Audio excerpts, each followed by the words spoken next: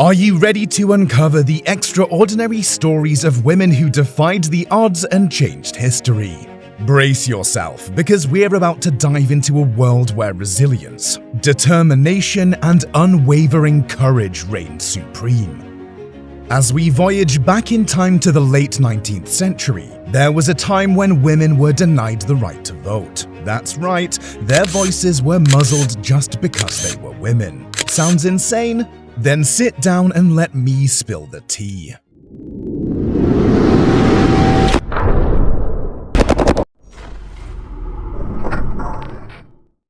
It was a harsh reality for women back then. There were those, however, the bold, the fierce, who refused to bow down and take it. They fought tirelessly for their right to vote when society dismissed their voices. These firebrand ladies, known as suffragettes, lit the torch of freedom for future generations with their relentless spirit and audacity. So buckle up as we delve deep into the inspiring stories of these women and their journey to suffrage. Opposition? Check. Brutal attacks? Check. Crushing defeats? Check. But surrender? Never. So who were these fearless women? What was their secret fuel that propelled their fight for such a dramatic societal change? And how did they seize their victory? Kicking off our list is the indomitable Emmeline Pankhurst. Born into a family of activists in Manchester, young Emmeline was introduced to the women's suffrage movement at just 14 years old, and she was determined to make a change. She founded the Women's Franchise League, and later the Women's Social and Political Union. Emmeline and her fellow badass suffragettes didn't play by the rules. Oh no. They embraced aggressive tactics to get their message across. They broke windows and clashed with police. Of course, this kind of behavior didn't go unnoticed. Pankhurst and her fellow activists were often thrown in prison for their actions, but they didn't let that stop them. They went on hunger strikes while in prison to demand better treatment. When the First World War broke out, Emmeline and her daughter Christabel were leading the charge for women's rights in Britain. They were like the superhero tag team, fighting for women's suffrage against the German peril. But with the raging war, they put their militant ways on hold and rallied women to help with the war effort. They even organized a massive women's right to serve demonstration to show just how much women could contribute.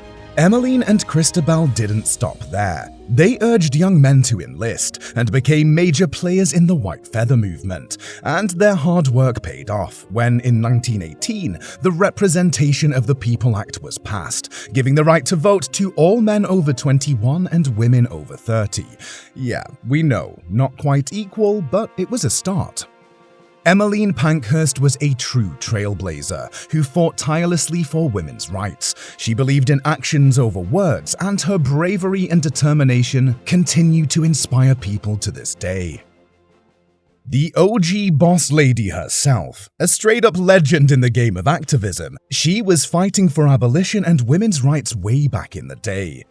Born Isabella Baumfree, which, let's be real, is a pretty cool name, Sojourner was a slave in New York until she said peace out and escaped with her baby girl in tow.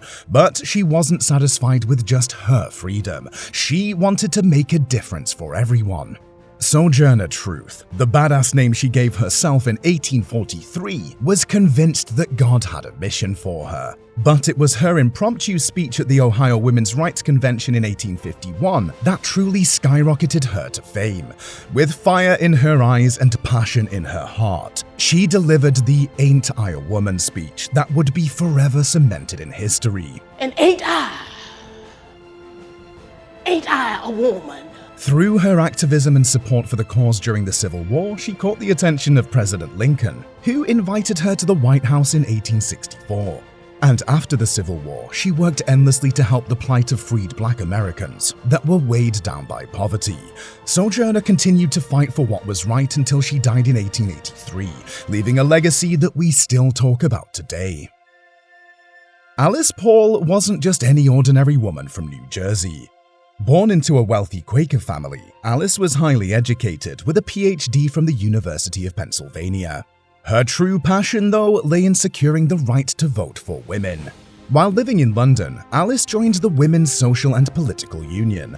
That's right, the same radical suffragist group started by Emmeline Pankhurst. There, she learned unconventional and unladylike tactics, like using civil disobedience to bring attention to their cause. And when Alice returned to the US, she brought these militant tactics to the well-established National American Woman Suffrage Association. She tirelessly advocated for a federal suffrage amendment to the Constitution. And in 1913, she coordinated an enormous suffrage parade to coincide with Woodrow Wilson's inauguration, with the goal being to distract from it. And this was just the beginning.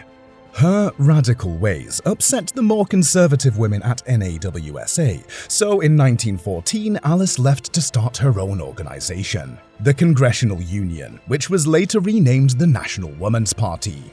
As World War I broke out, Alice and her group continued their picketing and protesting, including a 7-month picket in front of the White House.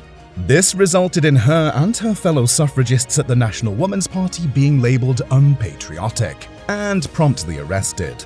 But did that stop them? No way.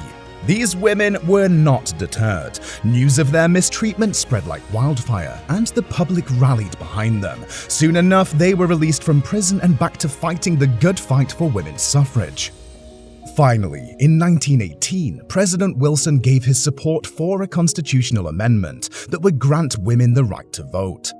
These women are indeed some of the most badass women in history. Let's not forget their efforts, since they paved the way for women's rights and inspired generations of women to fight for equality.